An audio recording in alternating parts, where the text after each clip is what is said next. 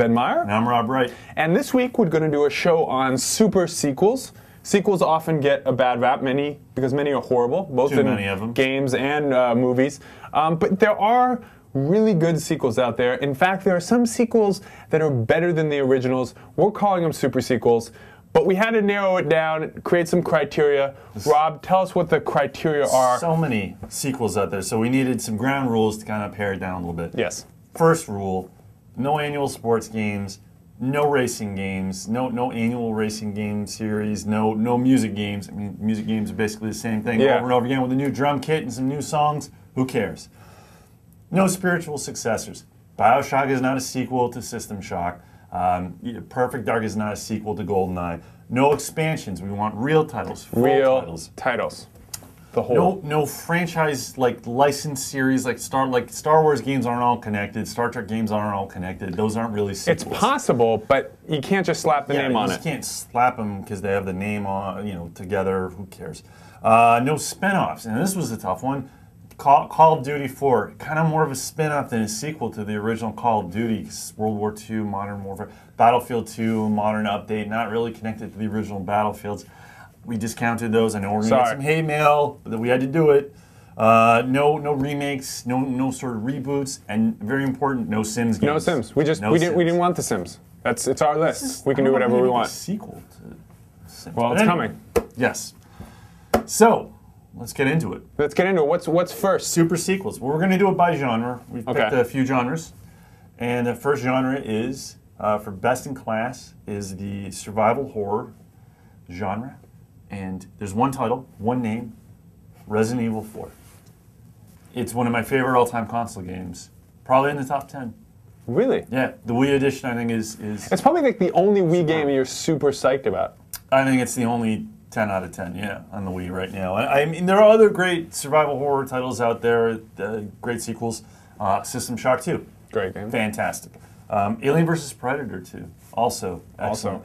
But maybe. no title dominates its genre and its own franchise. I mean, it really is the best title in the franchise, like Resident Evil 4. I mean, it's much better than the original. Much better. I don't even know how people, I mean, some people do argue that out there, and I don't even know how you can. It's fantastic. I love it. And Travis, you really should play it. He hasn't played it yet. Wow. It's rough. So yeah, no, just great survival. And very influential. Yes, highly influential. Anyone that's seen the upcoming footage of Resident Evil 5 or had a chance to play it knows that it's very much based on the gameplay and the style of Resident Evil 4, and that's a very good thing. So. Yeah, that had to be the one. We're going to take it back a little bit in time for the fighting genre, and for me, this is back to my button mashing days. Street Fighter 2. Yes. In fact, I don't even. This is the epitome of a super sequel because I don't remember Street Fighter at all. Street Fighter 2 was Street Fighter for me, especially the arcade version. Yeah. Super NES version. They brought it to Super NES. Which I didn't have when I was a kid, but I got like 5 of them still. Can I have one? Sure. Okay, cool.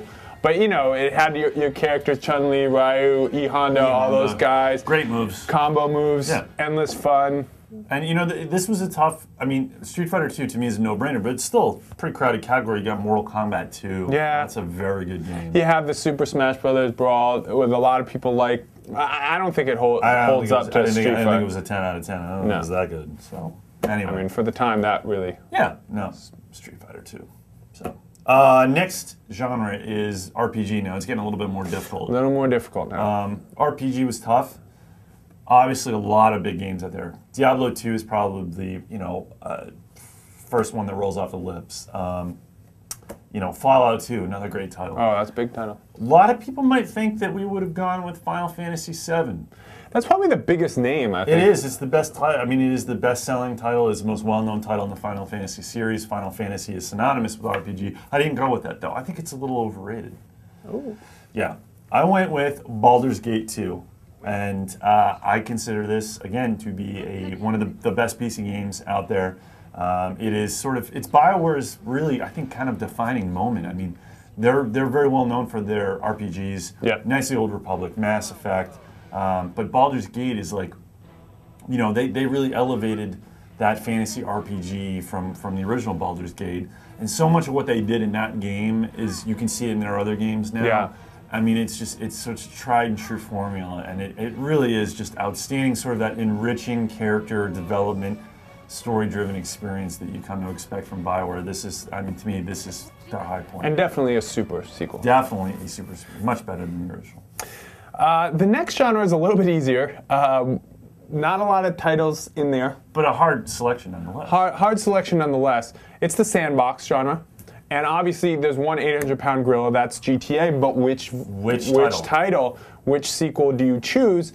And drumroll, please, we went with Vice City. Vice City. Vice City, because, I don't know, we're playing Grand Theft Auto 4, we like it, but so Vice City still takes the cake. Vice City had style. It did. You got the 80s. The 80s are really Grand Theft Auto's, I think, best decade, really. Yeah. You got all the Scarface stuff. It's just great. Bright colors, great music, good story. Grand Theft Auto San Andreas, good. Yeah. You know, 3 is okay. 4 is good, but no, Vice City's tops. So, next genre is real-time strategy. Now, this has a lot of titles in it. A lot of titles. They make a lot of sequels in this genre. They do make a lot of sequels. Yeah. It's weird. I hadn't considered that. But, you know, Dune 2 is like the original RTS game from Westwood Studios, introduced real-time into the strategy genre. That's a great one. Red Alert 2. A lot of people consider Red Alert 2 to be the best title in the Command & Conquer franchise. Sure. You know what I got to go with, though? Kind of an upset. Maybe it's not an upset to some people, but I got to go with Warcraft 3. I don't even really like fantasy games that much, but like, this was so much better than the previous 2 installments. Like, it was much, much better than Warcraft 2, I think. And this game is like, if you go to LAN parties and you go to competitions, like, people are still playing this game. I mean, it's held up. It's got staying power. It's great. I mean, a lot of the things that Blizzard does really well, you can see in this game. It's got a good storyline. It's got good multiplayer. I mean, it's just, I really think that that's probably the super sequel for RTS. Warcraft 3. All right. The last up we have FPS. We had to limit it to first-person shooter and single player. Yes. Because the multiplayer, it just got too big and too many choices. And maybe we'll do a follow-up. Yeah. If you want. Sure. We don't have to. Another show. On another show. And this one was controversial as well.